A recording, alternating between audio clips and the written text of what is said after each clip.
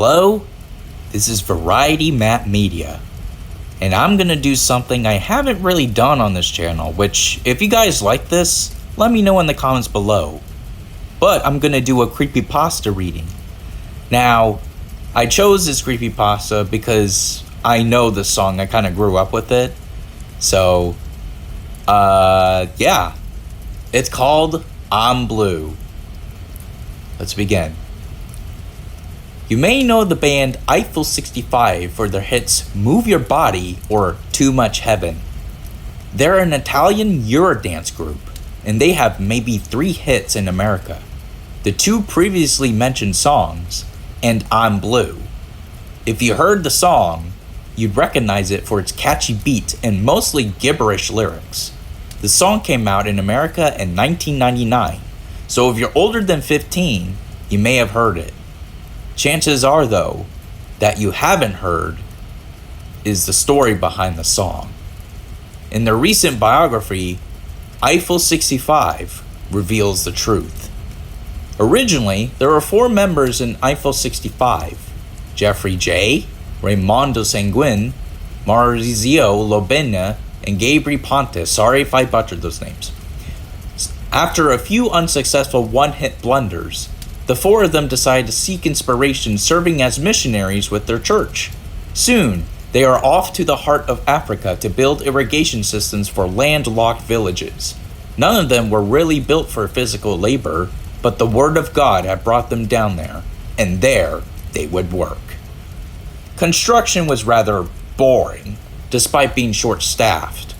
The watering systems came with enough instructions that the pipe fit together within a few weeks, saving the local farms and winning over the hearts of the villagers. Out of all of the volunteers, the 4 bandmates were selected by the villagers to celebrate that night. A grand feast was to be prepared for them. Sick of the MRE shipped to them from some rusty American warehouse, they gladly accepted. That night, Jeffrey, Raimondo, Maurizio, and Gabri entered the village and were greeted by a long table at the edge of the large circle, with a massive bonfire at the center. The 4 sat down, and immediately one of the villagers emerged from a nearby hut carrying a goat, bringing it to the bonfire. The 4 had lived in the area long enough that what came next didn't shock them, but Raimondo was still squeamish. The villager skewered the goat on a stick and roasted it over the bonfire, letting the animal's hair burn away as its flesh boiled off. After what seemed like an eternity, the chef removed the carcass from the fire and began hacking away at it. Every so often, he would cut an artery and hot blood would spurt out into the dirt, sizzling as it continued to boil. The 4 choice cuts went into the band, and the chef continued to serve the goat to the rest of the gathered villagers. The band, more hungry than disgusted, began digging into the freshly roasted goat, but Raimondo was still disturbed by the goat's fate and only managed to swallow 3 bites before his bandmates had finished their portions. Not wanting to offend his generous host, Raimondo split his portion among his 3 bandmates and they quickly finished the leftovers. The villagers, having finished their main courses as well, began dancing in a circle around the bonfire. The villagers' shadows danced as much as they did, in time with the flickering of the flames. The sun had set by this point, leaving the flame as the last source of light for miles. As the dancing continued, one of the villagers, not entranced by the flame, emerged from her hut, carrying a second course for the band.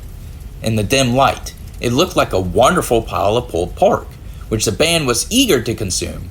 However, having eaten most of Raimondo's portion of the goat, the 3 band members were already stuffed, and so offered the lion's share of the meat to Ray. He heartily gulped down the familiar food and was soon satiated. His satisfaction was not to last. Soon, Rai rose from the table and joined the villagers in their dance. What had once been an unfollowable flurry of hands and feet became child's play as he matched the motions of his neighbors flawlessly.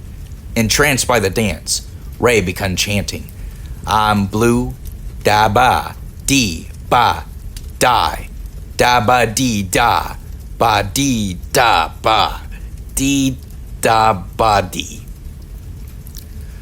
Ray's bandmates knew this was the inspiration they'd been looking for, So they wrote down Rye's burst of musical inspiration and continued to watch him dance. His motions quickened, much faster than the rest of the circle, until Rye dropped his hands and stood motionless, continuing the chant. The circle closed around him and the band lost sight of Rye for a moment, until they saw him run forward and leap face first into the fire, still chanting. The three of them tried to break through the circle to save their friend, but every step they tried to get through was blocked by a well-placed dance step. All they could do was watch as their friend burned on the pyre, chanting his haunting refrain until his lungs were no more. The band ran, far off into the darkness, until they came across a volunteer camp they had been staying at. They didn't speak a word of what happened to any of the volunteers, and when dawn broke, the band left for the airport to return to Italy. The three of them managed to compensate for Raymundo's musical talent and produced the album Europop. Most of the songs were lackluster, but Blue made it to American shores and it was an instant hit. The band made millions off the album, but not without a cost. The band, as a tribute, had used Raymundo's final chant as most of the lyrics in Blue. The murder rate doubled in Italy that year, with most of the victims never being found, at least not in their entirety. Of the victims that were located, most were incomplete torsos, with most of their flesh eaten off, as if by savage animals. No forensic tests were able to identify what sort of animal consumed these people, nor were they able to find the rest of the victims. It wasn't until years later that a researcher made the connection between Blue's release and the mystery deaths. By reversing the lyrics, the researcher discovered Raymundo's secret message.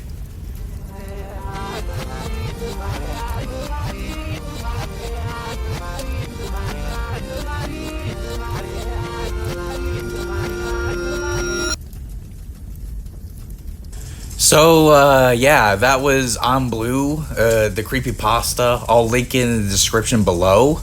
But, yeah, I kind of forgot back then in the 2000s, like, reversing songs and hearing, like, subliminal messages, at least that's what they were called. That was actually a trend at that time.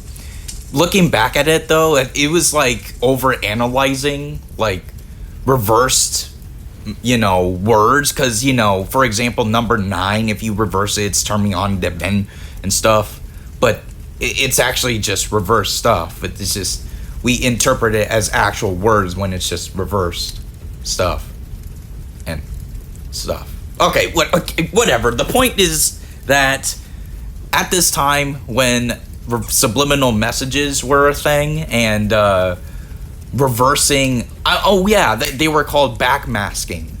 That was a trend back in the 2000s. I remember it was used on many songs, especially Stairway to Hell by I can't exactly remember, but I do remember that's the title of the song. But yeah, that's interesting. This is interesting. But then again, if you guys like this content, let me know in the comments below. I'll hopefully do more of this. I'll see you guys in the next one. Bye-bye.